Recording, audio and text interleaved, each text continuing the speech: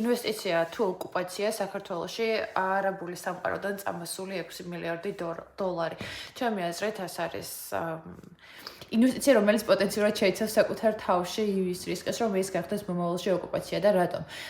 საქართველოში არის საკმაოდ მარტივი ბინადრობის უფლების მიღება, იმიტომ რომ უბრალოდ D-კატეგორიის ვიზის შესახებ შესაბამისად შეუძლია ნებისმიერ ადამიანს, რომელიც უბრალოდ შევა საქართველოს საგარეო საქმეთა სამინისტროს ელექტრონულ პორტალზე და იმის კვალობაზე, რომ მას გააჩნია ქართულ კომპანიაში დასაქმების ან საქართველოს ტერიტორიაზე არსებული კომპანიის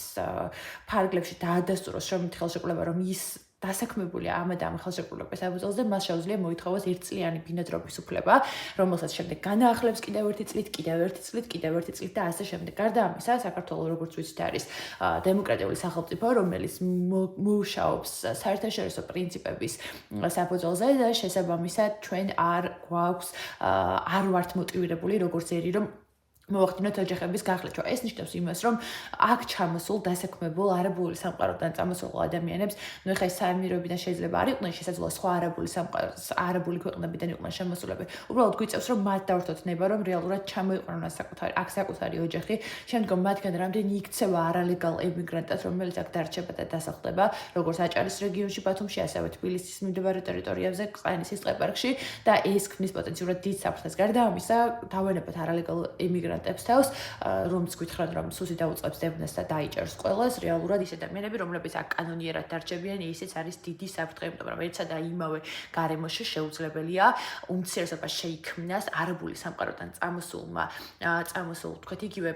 მუსულმან არაბებსა და ადგილობრივ მოსახლეობას შორის, იმიტომ რომ ამას დღემდე ებრძვის დასავლეთ ევროპის წამყვანი სახელმწიფოები, მათ შორის ამერიკის შეერთებული შტატები, მაგრამ განსაკუთრებით დიდი ბრიტანეთი და გერმანია, იგივე ხდება ფინეთშიც. უბრალოდ დიდ ბრიტანეთში ეს ყველაფერი უფრო მეტად შეიმჩნევა, იმიტომ რომ დიდ ბრიტანეთში იწყება ეგრეთ წოდებული გამოღვიძება, რომლებიც რეალურად უპირისპირდებიან იმას, რომ მუსულმანური სამყარო იმდენად მოძლიერებულია და თლიანად ცდილობს, რომ ბრიტანული ქრისტიანული კულტურა შეასუსტოს